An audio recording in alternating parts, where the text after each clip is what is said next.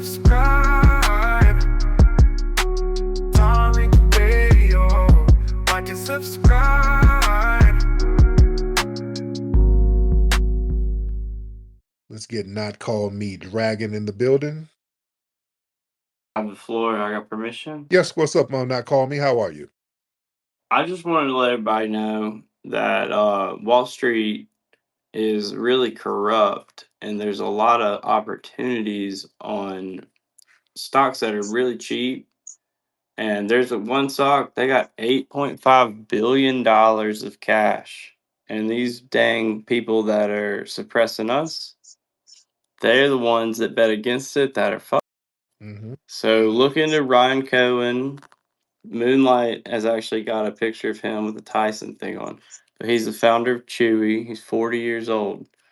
And he is just tremendously impressive on what Oh, he's thank you. I don't know what he's talking about. And that's so random. Yeah, a whole different topic. Jams, what's up, man? Yeah. So just kind of wanted to check in here. There's a lot of different things going on. Obviously, Trump's got the whole, get the illegals out going on right now. Right. And I was listening earlier to Boney, I think was her name. Yeah. She was talking about the idea of foundational. Mm-hmm. And I thought that was great what she was saying. Mm-hmm. And, I'm a white guy. From the white perspective, one of the things that we get frustrated about a lot is hearing people talking about this being a nation of immigrants. Right. And that really married with what she was saying. The thing that she said that got me, I don't want to say frustrated because I know where she was coming from, but she said she would go into white places or spaces and hear them talking about blacks not being a part of the foundation of this country. Mm-hmm. That's exactly what you're going to hear if you go into a white space. But just as I don't know, I think probably more typical American person, one of the most inspiring moments of my whole childhood was when Whitney Houston sang the national anthem at the Super Bowl. Mm-hmm. And think that's I think that's really kind of a central way that a lot of white Americans feel, is that we understand that there is a black foundation. That's not, a term that we use in our discourse, but we understand that there's a black and white part of this country. We get that. And so I guess my curiosity right now is while this get the illegals out of the country program that Trump is doing is going on, to what degree are you guys suspicious of that or supportive of that? Because that seemed like something that I could see us coming together on or having a big rift about. I could see it going both ways. So I'm kind of curious how you see that. Well, the thing is, yeah, we're not really tripping off of it. We don't, because we're not immigrants and we're not in jeopardy of being deported or anything like that. And what happens, this kind of clears a lot of things and a lot of resources up for us. So a lot of us, foundational Black Americans, we just don't really have a problem with it. And we don't want anybody getting harmed or anything like that. But listen, the law is the law. People tell us about the law and all that old stuff. Immigration, if we're going to be real, that it doesn't really benefit us and hasn't really benefited us as foundational Black Americans. And what We sat up here thinking that we're going to get reinforcement by stomping to have people over, and then y'all start sitting over Myron Gaines and Candace Owens and people like that. So we're like, okay, they told us to work hard and not complain about racism, and that's what we're doing. So when the ice truck pulls up, I'm taking their advice. I'm not going to complain about white people. I'm going to pull myself up by the bootstraps, and hopefully they do too. Because they keep trying to run that America is a country of immigrant nonsense. No, it's not. No, no, no, no, no. We are not immigrants in any sense of the word. I want y'all to understand something. We as Foundation don't ever let nobody compare us to no damn immigrant. We are not no damn immigrants at all. We did not come to the United States. We built the United States from the ground up. That's a big ass difference. Foundational Black Americans built this nation before the immigration systems existed. You understand? Before Ellis Island, before legal immigration frameworks were formed, we fought, labored, bled, died to build this economic infrastructure and foundation of the U.S. The plantation agriculture, the railroads, all the early American industries that came off of our backs, ladies and gentlemen. Yeah, our presence here predates mass immigration. We are not no country of immigrants. Don't insult us. You understand? That's an insult to foundational Black Americans. You ain't gonna compare us to somebody who basically hopped on something and came over to something that was already established. And all you had to do was pull up a damn plate when we had to get everything out the damn mud. Everything. While we were being sabotaged, while we were being miseducated legally. You know what I'm saying? No other group has done that. Create, build, survive, and then still thrive while you're repeatedly being sabotaged in the process and dehumanized in the process. Your family's broken up in the process. Man, please. Don't compare us to nothing. There's no comparison. We are unique and exceptional. We had a unique ethnogenesis. You understand? And the thing about us, these people, see, immigrants, they go through a naturalization process. We never went through a naturalization process. In fact, we were systematically denied citizenship and constitutional protections while we were building the damn country.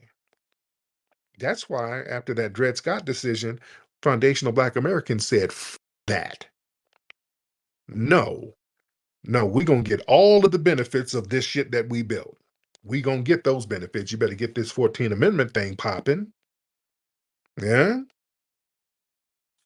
Yeah, we did that. So let's be very, very clear. We had a very unique ethnogenesis as the indigenous people to the United States.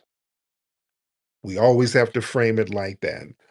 We are the indigenous people of the United States. And the gentleman talked about Whitney Houston singing the Star Spangled Banner. Listen, that's why when Whitney Houston sang that song, that's the hands down best rendition of that song. See, the national anthem, that's a militaristic song, is a European style anthem rooted in a wartime victory of 1812. Whitney's rendition of that song, man, that was a spiritual grounding. It was infused with soul, gospel, R&B, vocal power. That thing got transformed into something deep and emotional and spiritual, and it shows how we could take the bitter part of what these white supremacists give us and then make it something beautiful and turn it into something else. We put that ancestral power on it. You dig? And show the hypocrisy of it because, the part of that song was about maintaining slavery. And the person who sing that song and made it popular globally and made the best rendition of it is a damn descendant of a slave who gave that song soul. You see, she sang that song like somebody whose ancestors built this damn country. Yeah. She sang that shit from a place of ownership. She took over that damn song. So now when you think of the Star Spangled Banner, you thinking of her ass.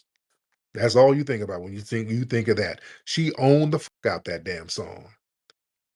You dig? She took that shit back and put some stank on it and remixed the spirit of that song. You know what I'm saying?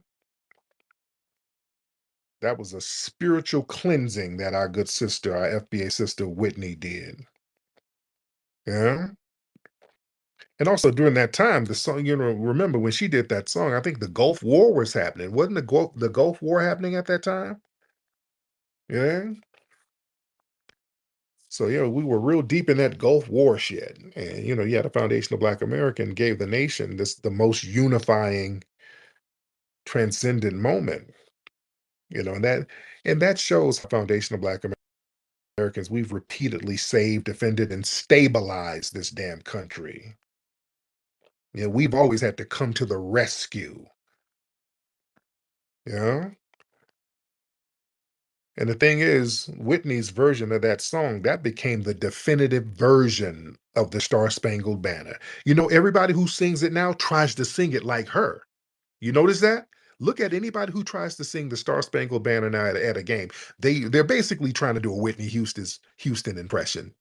They can't get it, but ain't nobody her. But they try to sing it like her. They're really singing her version. So her version became the definitive version of the song, just like Our Legacy. That shit became the gold standard. They still play that at sporting events, patriotic ceremonies, the whole shebang. What she did with that song was, hey, I'm gonna remind you that we foundational Black Americans are the moral and cultural backbone of this damn country. We're gonna set the standards that can never be surpassed, and you're never gonna forget who did it. She didn't just sing that bullshit, she redefined it. You understand? And we are the ones who redefine what America is supposed to be. We're the true Americans, ladies and gentlemen. We are the true Americans because we represent what America is supposed to be as foundational Black Americans. We got to get that shit straight. What's your name? Kushite, Sister Kushite. Hey, Tariq, peace to the family, peace to the room. How you to this evening? I'm good, Whoever brother. you. How are you? Tired, but I'm here with the family. Had to tap in with you. Two things. First of all, the Rootwork Jones commercial. Oh, With Dola Musk, yeah. the cheetah with the baby cheetah. I saw that. And if the baby cheetah would have had a little piss stain right up under the arm, that would have been just chef's kiss. But nonetheless, the baby cheetah, Yeah. I got it. So, Yeah. first of all, thank you there. Yes. Second of all, getting down to FBA business and getting some straightening going on about this bony persistence. She came up onto your stage being disingenuous and also with coming with mendacious statements. I'll say it that way. I don't want to call her. Well, I did call her a bold-faced liar in the purple pill, but she came up on your stage being insincere and disingenuous. She came up on your stage saying that she got kicked out of an FBA space where we were discussing scholarship. And she did not get kicked out of the space. We got some straightening going on with Boney because there were red flags that were giving us oppish vibes. Some of the things was that she was saying things like the melting pot. She was talking about like the melting pot theory and that foundational Black Americans and the Asians helped to build the foundation of America because the Asians helped to build the railroads and things like that. And so once we got some straightening going on and we said to her, no, the Asians only built or they continued. They didn't build anything. Foundational Black Americans were the ones who built the railroads. And then the Asians entered into contracts where for meager wages they completed the railroads. She's like, oh, I didn't know that. Oh my God, I'm learning so much from you guys. Um, and then she was just being disingenuous. So I just wanted to come to the stage to get some straightening going on and to also make it clear publicly, since she was disingenuous and making mendacious statements publicly. I wanted to get some straightening going on for the FBA family, because we definitely were not in any way doing anything to her, disrespectful or whatever. We just got some straightening going on, and we spoke to a firm like a son, because that's what we as foundational Black Americans do. So Mhm. I just want to leave it there, yield the mic, and again, as always, appreciate everything that you're doing. Thank you, beloved. Thank you so much. All right, let's get Hillary. Hillary, hop on in, man. Hi, how are you? I'm good, Hillary. How are you? Great. It's a pleasure to meet you, by the way. I'm a fan. Hey, thank you so much. Hey, where you from, Hillary? Go. Hillary, are you here? I'm here. Can you hear me? Yeah, I can hear you now. I have a question. Um, when it comes to, I'm from Miami, and a lot of Bahamians have built what we have now, stations. How do you feel about reparations? That's going to be a hard thing to determine how that would happen. Like, I'm African American, but for example, my boyfriend is Haitian. He doesn't really have American ties. He's Canadian, Hillary, and we are bringing. Hillary, can you take the earpiece out? Yeah, you sound like you have an earpiece on. Yeah, sound like you have an earpiece and it's kind of hard to hear you. Can you take Hear it me? out, please? Is that better? Let's try it again. Is that better? Much better, much better, much better, Okay. much better. Okay, now start over. You were saying Bahamians built Miami. Yes, like for the most part. I don't know like what you know about down here, but as far as like Coconut Grove and I remember a time my grandmother, and we still have her ID now where it says colored, where if she wanted to have a job, she had to show her ID at South Beach just to work there. The point is that how do you how would reparations even be like broken down? What is your thought on reparations? Because for example, my boyfriend is Haitian. He's not African American like me. Hmm. My people built it, but it's like we're all black. Like I was wondering like how do you feel about reparations, and like how would that even work if it could? Because it's like all black people, we come from like different places. So I'm just wondering what's your take on that? Like how do you feel about it? Like how would that be broken down? Because me personally, I feel like it will never happen. Because then it's gonna be like, well, you're Haitian, like you're not African American, like you're black who built this country. Like what's your thoughts on reparations? Well, no, it'll happen, and it'll definitely happen, and it'll go to foundational Black Americans. There's not going to be any confusion. And people know who we are, and people know who the immigrants are, as we're seeing now with some of this deportation. They know who the immigrants are. They have databases and things like that with immigrants in it. They know who the immigrants are. And let's be very clear. Some of the Bahamians, they were employees and they worked on some of the infrastructure down in Miami, but it was a lot of foundational Black Americans down there already present in Florida before Bahamian immigration. Let's get that straight, because I know Luke, because Luther Campbell, his family Right, he's is Bahamian, Bahamian, right? and they like to say they built Miami. Family do. We had the Black Seminoles down there putting in work. Black folks was down there. You had foundational Black Americans. Dana Dorsey, I think that's his name, who's one of the earliest Black millionaires, became a very wealthy brother down there, building up a lot of the infrastructure. He's from Georgia, so let's get that straight. Mhm. There were foundational Black Americans coming down there from Georgia and places like that, building up Miami. Let's get that all the way straight. But we do know that reparations will go foundational Black Americans. Your boyfriend, he's Caribbean. They have something called CARICOM. If they want reparations, they got to holler at CARICOM. Um, CARICOM, as a what's that? Yeah, that's a all the Caribbean nations. They have an organization where they want to get reparations collectively from France, Britain, Spain, and all of those places Oh, that wow. that colonized and enslaved them, and that's fine. That's fine. Just like we're trying to get our reparations from the U.S. government. Yeah, these folks, you can't immigrate here and then say you want reparations. You weren't enslaved by the U.S. government, so we're not getting reparations for slavery. We're trying to get reparations. I mean, we're not trying to get reparations for racism. We're getting reparations for slavery. So yeah, it'll work. We already got everything mapped out. It's going to go to the descendants of freedmen. We already got all our paperwork ready, so we know who's who. So reparations, it's not going to be a confusing thing. It's going to be real simple. The same way they give compensation to some of these federally recognized red Native American tribes, they'll do the same thing with us, right? Makes sense. Thank you so much. I'm a huge fan. Can you follow me? Thank you. Yeah, try to get follow. Thank you, dear. Yes, indeed. Well, I don't want to follow you and your Haitian boyfriend. You see me following you and then get jealous and start beating you with one of his flip flops. I don't want that. Why are you following that nigga? That nigga caught me a musty tatter. Boom! I hit you in the head. No, I don't want you to get jumped on by Jean Jacques. I don't want you to get jumped on by Jean Jacques. Okay. But yeah, like I said, listen, man.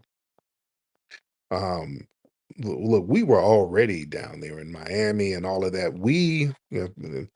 Black folks, foundational Black Americans, we were clearing down the dangerous mangroves and cutting down the rocklands and building the roads and draining the swamps. Yeah, we was FBA's doing that.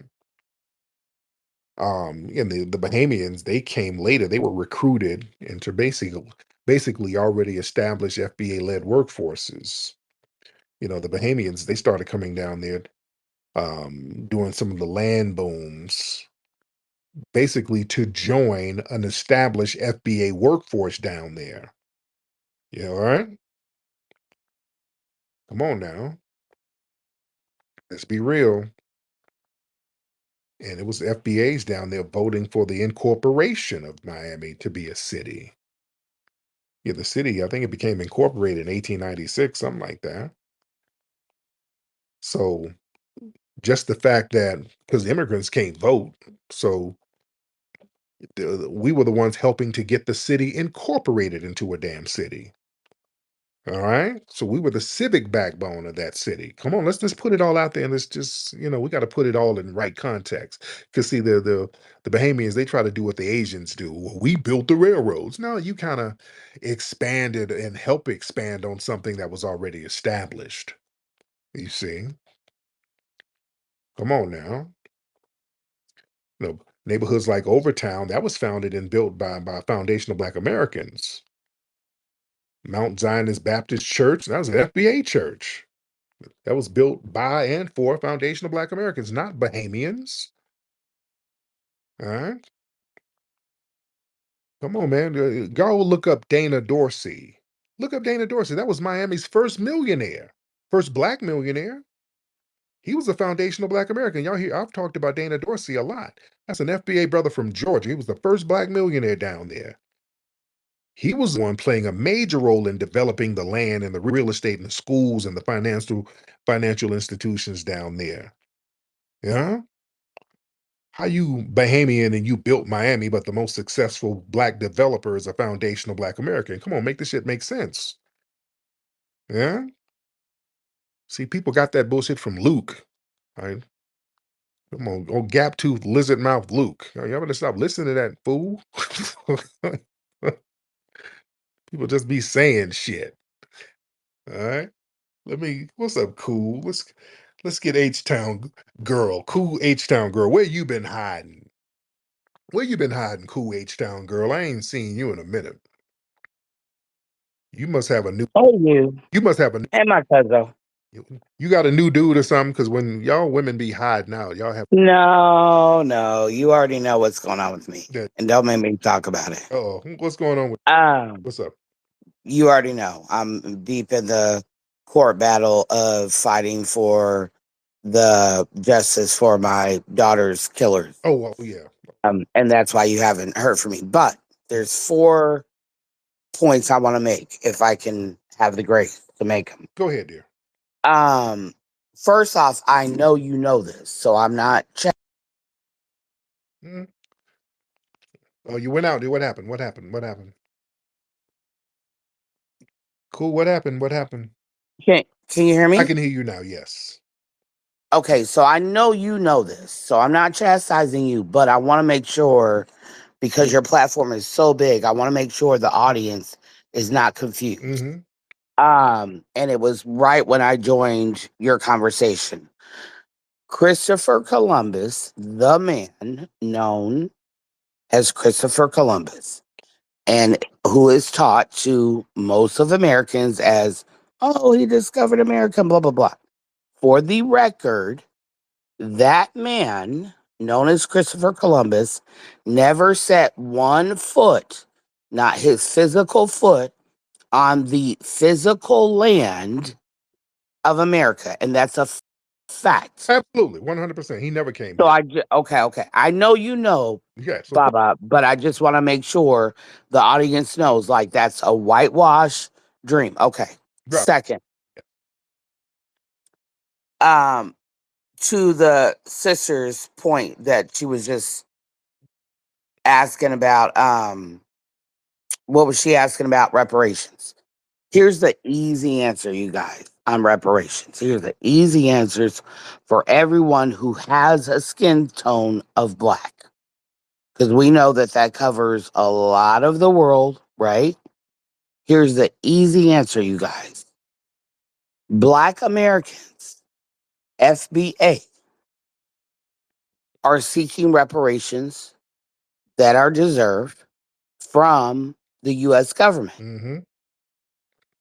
Other black folks across the diaspora, whether they're African or Bahamian or whatever the fuck, do you have a right to seek reparations from the UK?